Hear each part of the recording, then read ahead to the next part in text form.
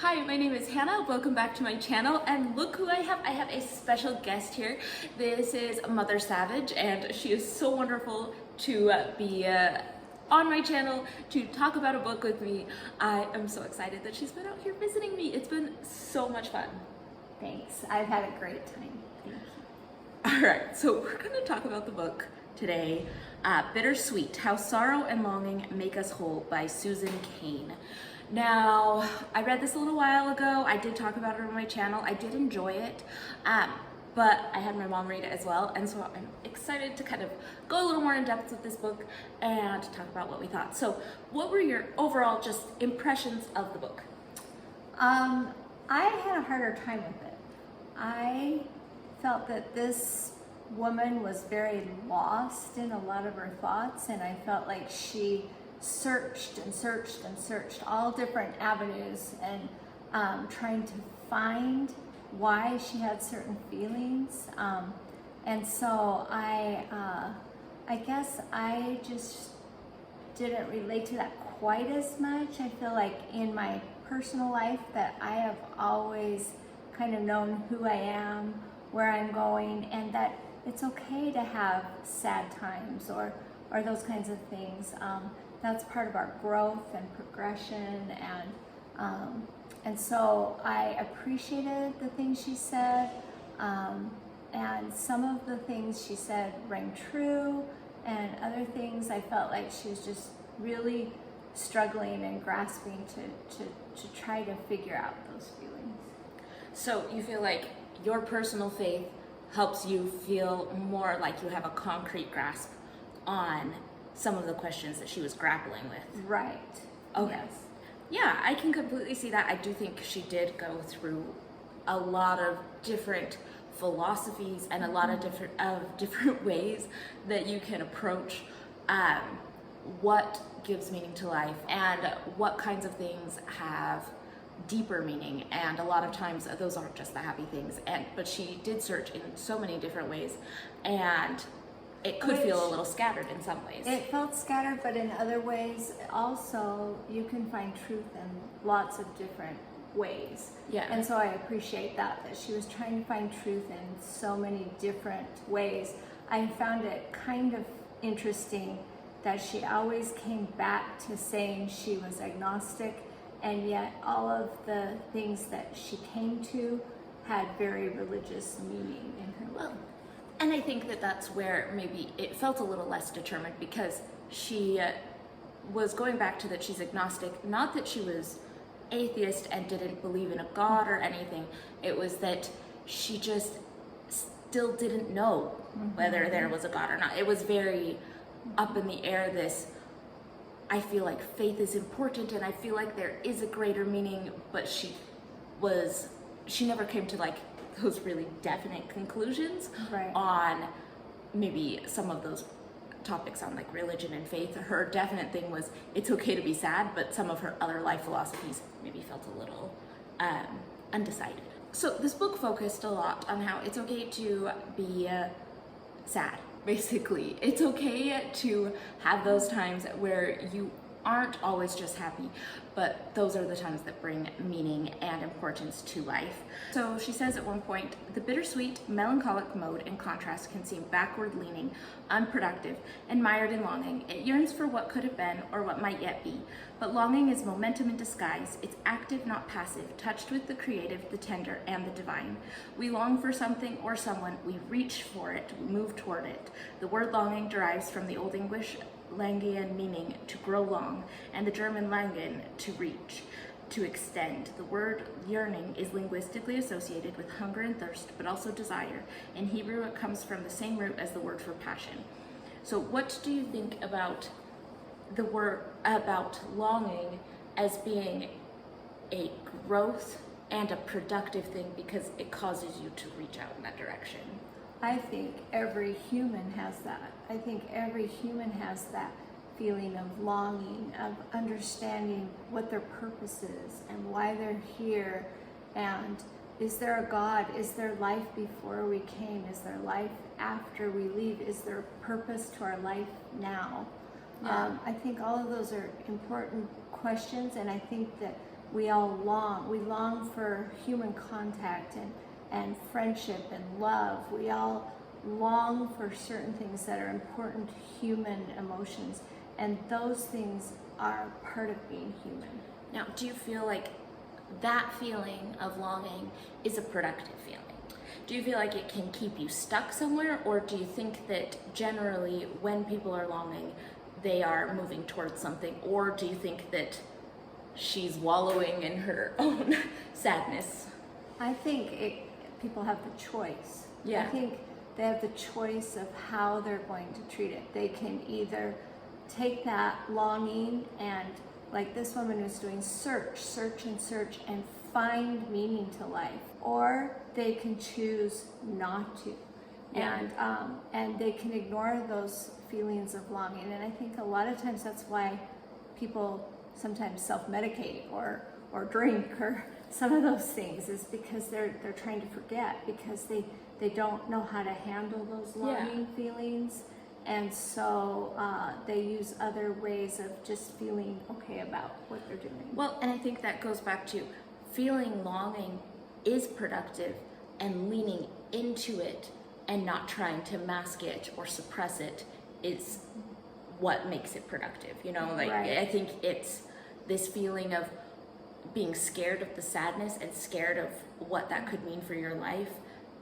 That's when you start going into behaviors that are taking away from it, even if it's just keeping yourself so busy you can't really feel what what your heart is aiming towards, what it's focused on, where it's trying to reach. So Well, yeah, and I think she touches on that too. Of we have such a happiness culture, and so everybody tells you you have to be happy or something's wrong with you. You have to be happy, and so many people look at their lives and they think, I don't know if I'm happy all the time. And I think things like social media can even make that worse. You see people at their best in these pictures doing all these things, and you think, they seem happy doing that. How come I'm not doing that? And those kind of things. And so I think that's a lot of the causes of suicide, or people with depression and anxiety and things, to a huge degree because of that, because they feel they're supposed to be happy all the time. Yeah. And that's not true. It's okay to be sad. It's okay to long for things. It's okay to meditate and think through your life and your meaning. And those are the times that you develop deeper meaning in yourself and deeper meaning in purpose and in others. Well, and I know she touches a little bit on having a little bit of that mindfulness, and I think that practice of mindfulness and understanding how you're feeling and really thinking about it is very helpful. And I think it's really important for people to understand that life is a process. Yeah. And developing your talents is a process, and developing yourself is a process, and it doesn't need to be perfect. I really don't like when people say, oh, that's so perfect. Oh, you're so perfect. Oh, you're so perfect. That's not what reality is. Reality is striving and learning to grow, and it's a process. It's not about being perfect at anything. Just makes me think of a story of my oldest daughter. She was in a class, and her friend were coloring pictures, and her friend looks at her picture and says, oh, it's perfect, just happy with how her picture was. My daughter looks at her and says, no, you're wrong. Nothing is perfect. That's right. Like, I think I'm teaching the wrong lessons here. Right. Along with that, she did say, research on emotional suppression shows that when emotions are pushed aside or ignored, they get stronger. Psychologists call this amplification. Like that delicious chocolate cake in the refrigerator, the more you try to ignore it, the greater its hold on you. You might think you're in control of unwanted emotions, but when you ignore them, but in fact, they control you. Internal pain always comes out, always. And who pays the price? We do. Our children, our colleagues, our communities. Have you seen times in your life when either you or someone else avoiding negative emotions has made your life or the people around you suffer? I recognize that sometimes in my life, especially when I was younger and first married. I know that a lot of times I just always felt like I needed to be happy, be happy, be happy, and if I wasn't happy, I sucked it in and sucked it in, or if I was angry, I sucked it in and sucked it in. Yeah. And but then it does come out as an explosion, and a lot of tears and a lot of upset and maybe a lot of blame that isn't really there, but you've just bottled it up so long that things come out that you don't even mean.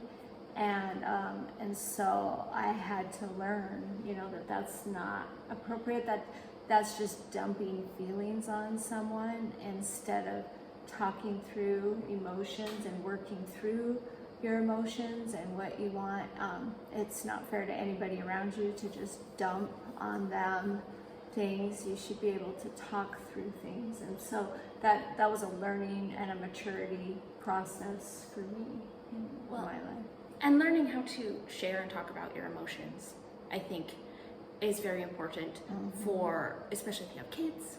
And I can definitely see, I think there are big issues that you see in culture where people are letting out their emotions in inappropriate ways on major stages, of course.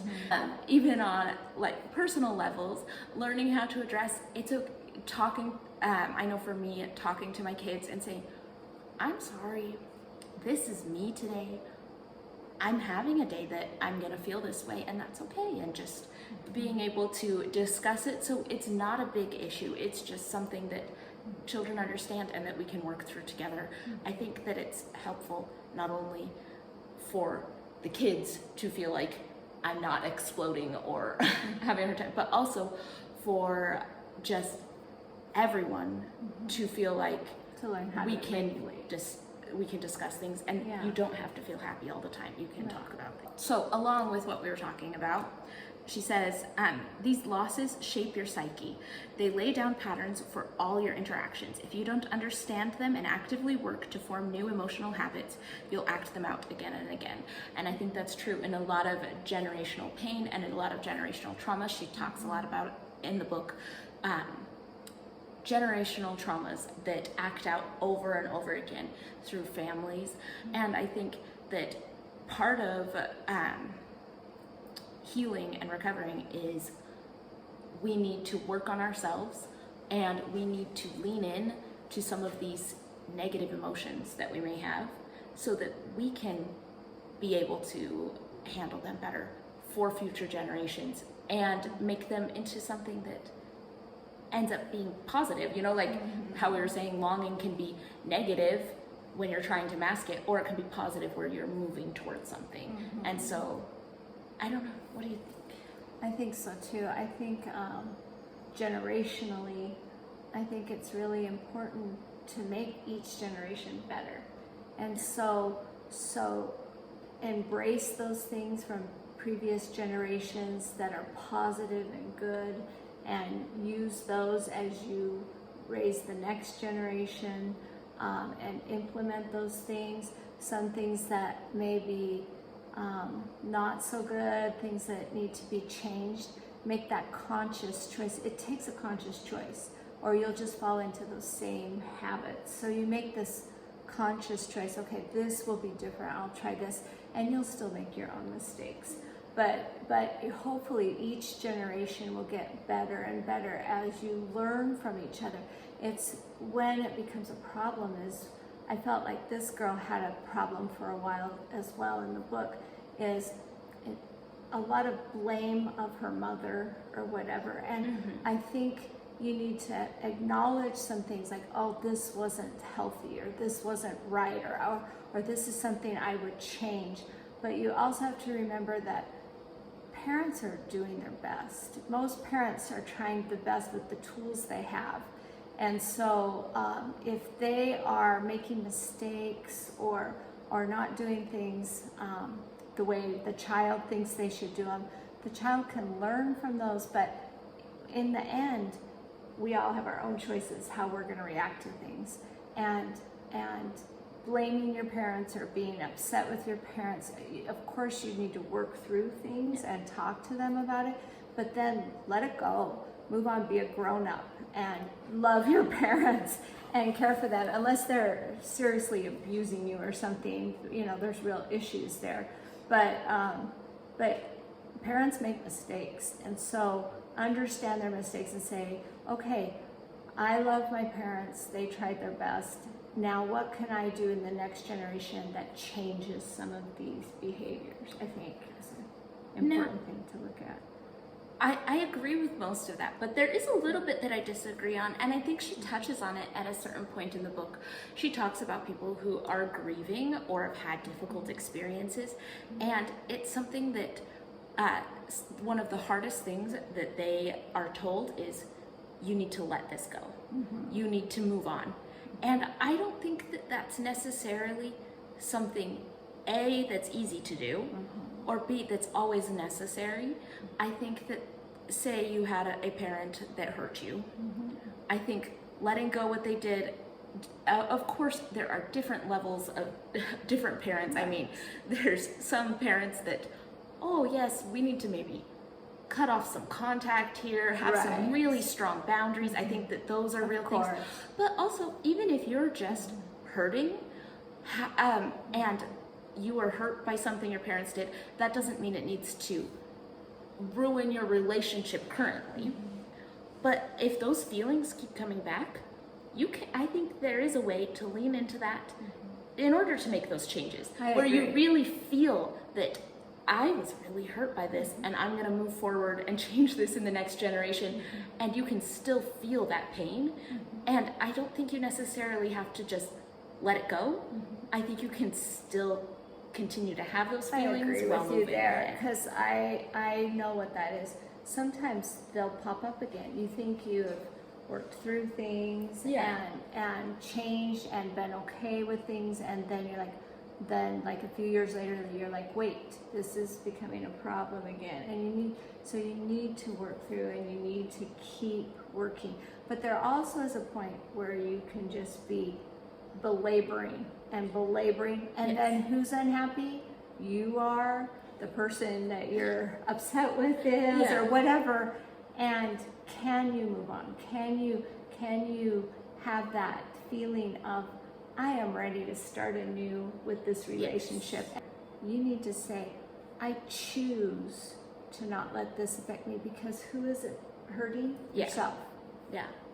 Well, and I think there's a difference between having those feelings of sorrow or struggle with something, and the feeling of holding on to anger and hurt. Right. And I think that there's a difference, and I don't know if it was addressed super clearly in the book. And I think that those are things to be aware of, because I think that one, like feeling sorrow and feeling hurt can be cleansing and moving in some ways, and feeling like the anger might not be always.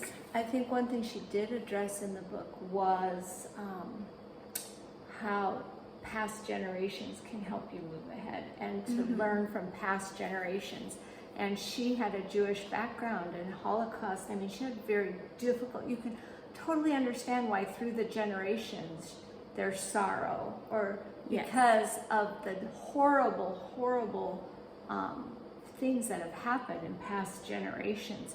And so you can learn from those as well. And I think that that's important to look at in your own life. What in generations past, what is my makeup? How did these generations, how are they affecting me now? And what can I do to improve, or to move forward, or to appreciate? In my case, I'm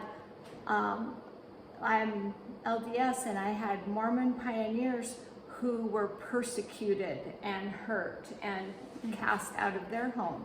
And it's important to remember those things and understand what they went through, and understand where some of my generational things have gone, and see how they persevered and did well through those tribulations, and how I can do that in my own life as well.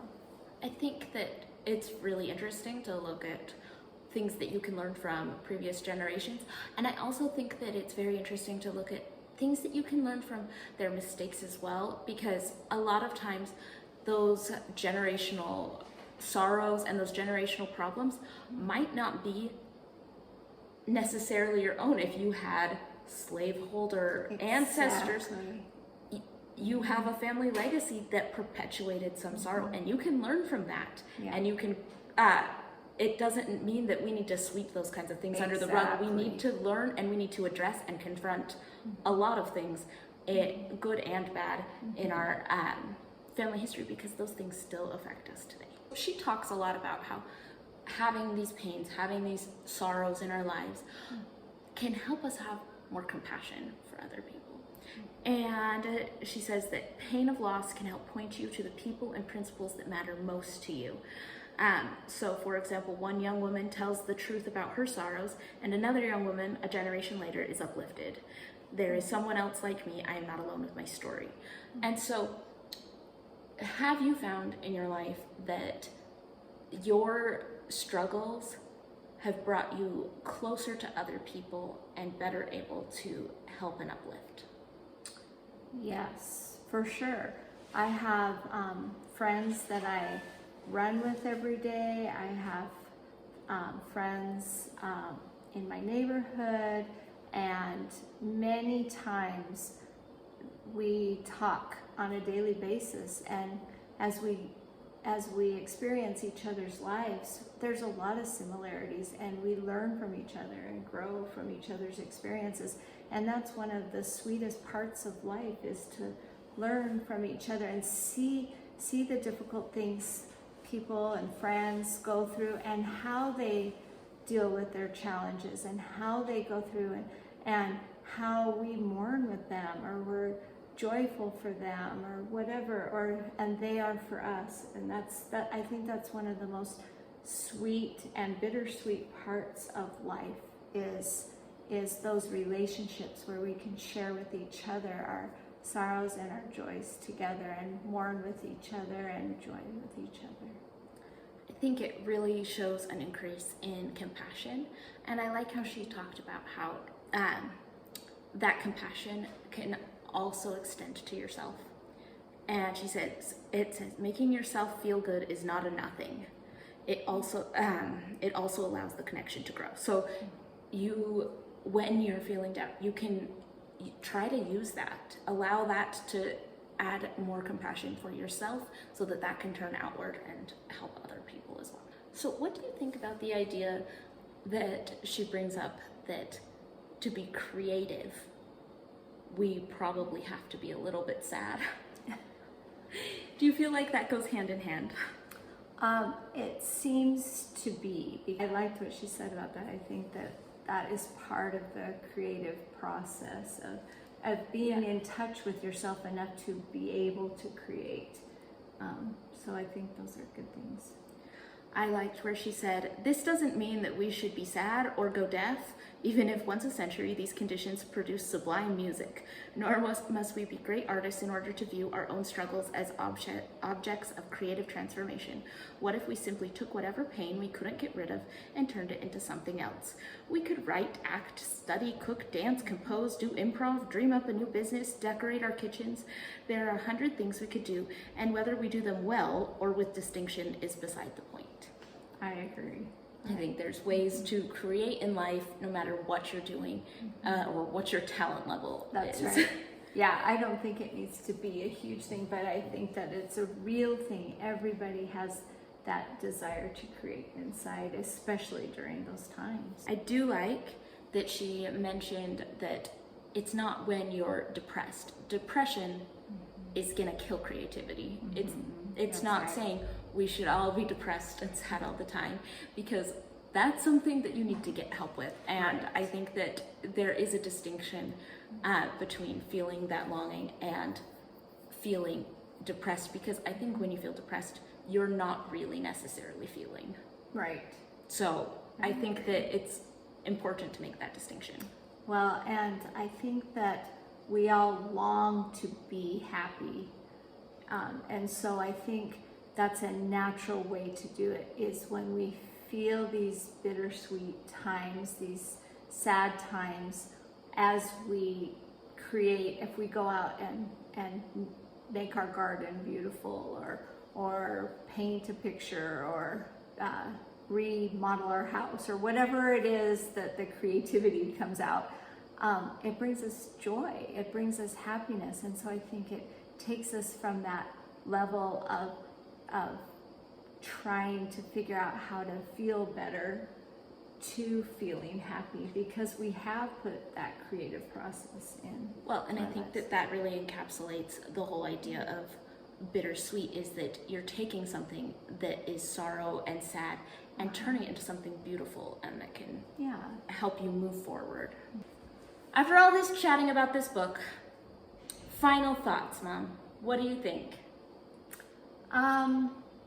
It was not my favorite book.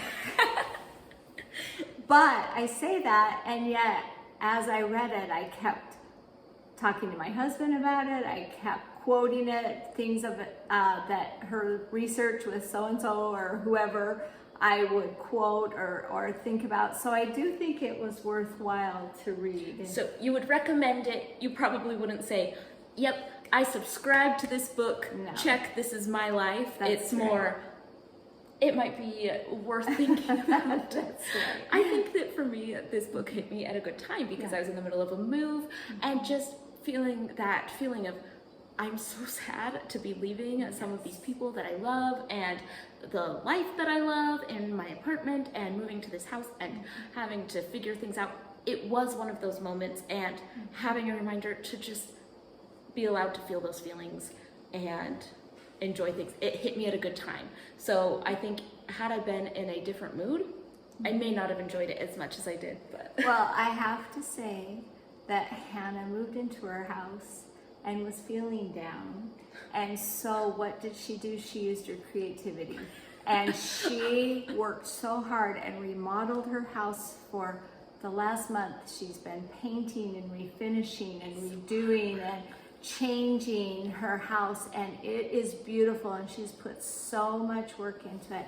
And so she's done that out of her sadness of or was I leaving. avoiding the feelings of sorrow and longing by keeping No, myself busy? she was using those feelings of sorrow for the creative process, which brought her a lot of joy and brought us a lot of joy. So she's a wonderful girl, and we're just so happy that we can visit her in Barcelona. Well, not even in thanks. Barcelona, in Spain, because she's moved. Oh, thanks, Mom.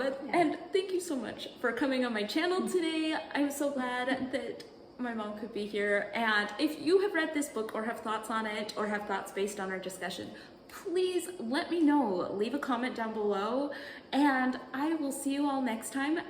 And hopefully I can get my mom to come back sometime and do another book talk with me. So I will see you all on the next one.